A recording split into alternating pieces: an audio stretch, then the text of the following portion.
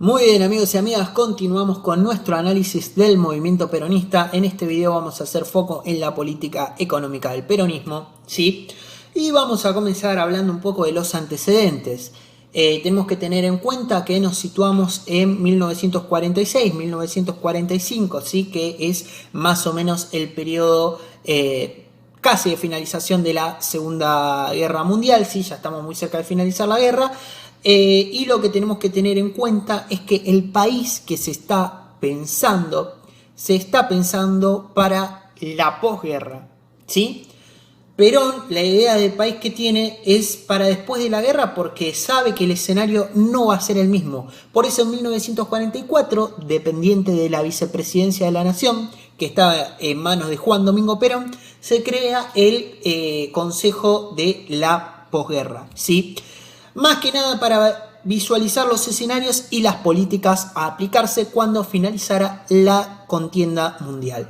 Este consejo de la posguerra arriba a unas conclusiones bastante interesantes. Por ejemplo, el consejo de la posguerra arriba a la conclusión de que Gran Bretaña ya no va a ser el gran abastecedor de manufacturas, que en nuestro país ya había comenzado a desarrollarse las industrias, ¿sí? Ya había comenzado, había tenido lugar un leve desarrollo industrial y que había que resolver las dificultades que ese desarrollo industrial planteaba, ¿sí? Y de la mano con eso que era necesaria, justamente debido a esas dificultades, la modernización del aparato industrial, ¿sí?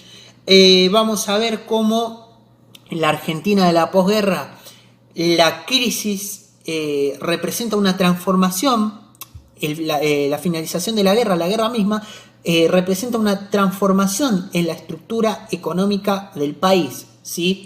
Argentina no puede volver hacia atrás, Argentina tiene que proseguir hacia adelante. Entonces, en esa línea van las recomendaciones del Consejo de la Posguerra y también en esa línea van los lineamientos, valga la redundancia, del proyecto de desarrollo peronista. Vamos a ver cómo el consumidor va a ser el eje del proyecto económico peronista. Esta idea de desarrollar la industria, esta idea de conservar el pleno empleo basado en la demanda, por eso el foco está en el consumidor, va a ser, digamos, el eje de la política económica peronista. Como para entender un poco a qué se debe todo esto, digo, durante esa época nosotros vamos a ver que en el mundo comienzan a aplicarse políticas que van a ser conocidas como políticas keynesianas, ¿sí? Porque hacen foco en el pleno empleo, ¿sí? Básicamente porque también se habla de la presencia de un Estado benefactor. Digo, van a ser algunas de las condiciones que van a estar presentes en este mundo de la posguerra, ¿sí? Podemos decir, más allá de eso, que además de la creación de un mercado interno, que era de uno de los anhelos de Perón, era uno de los objetivos de la política económica, creo que sin duda alguna el plan más importante en la economía, en la primera parte del gobierno peronista, va a ser el primer plan quinquenal. Si podemos sintetizar de alguna forma la política más importante del primer gobierno peronista, este va a ser el primer plan quinquenal. ¿Cuáles son los puntos esenciales del primer plan quinquenal? Bueno, vamos a hablar de la transformación de la estructura económica a través del desarrollo industrial, vamos a hablar de la elevación del nivel de vida de la población, vamos a hablar también de reestructurar, del rescatar la deuda pública y privada, vamos a hablar también de movilizar más ampliamente los recursos nacionales, de capitalizar la industria y de fomentar un importante mercado interno. Y tengamos presente esto, porque va a ser uno de los focos del desarrollo económico de el modelo peronista, el mercado interno, el consumidor. Bueno, este primer plan quinquenal no surge de la nada, sino que surge en base a mismos estudios y recomendaciones del Consejo de la Posguerra, ¿sí? Bueno, nosotros tenemos entonces en este plan quinquenal un organismo que va a jugar un papel muy importante, que va a ser el IAPI, el Instituto Argentino para la Promoción y el Intercambio, que va a monopolizar lo que es el comercio exterior, es decir, hablando mal y pronto, ¿sí? El IAPI va a comprar la cosecha a los agricultores y la va a vender cuando considere necesario, cuando los precios internacionales estén altos. Esa ganancia obtenida entre la diferencia de la compra y la venta, el IAPI la va a utilizar para otorgar créditos a la industria, ¿sí? Y de ese modo nosotros vamos a tener en cuenta cómo esta gran disponibilidad de recursos, esta gran disponibilidad de dólares va a acelerar el desarrollo productivo y va a permitir asentarse a las industrias livianas y a las industrias en general. Lo que nosotros podemos tener en cuenta con esto de, sé que en un punto se habla de la nacionalización, ¿no?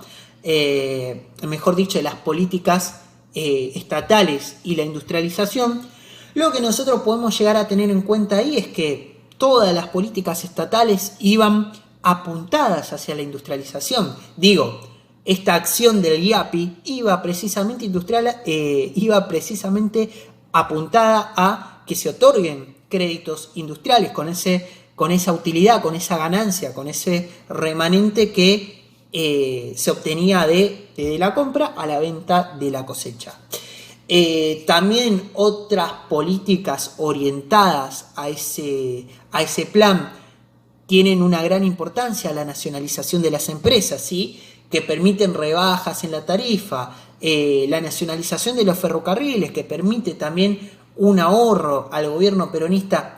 Digo, todas estas políticas tenían como punto de llegada lograr una mayor industrialización, ¿sí?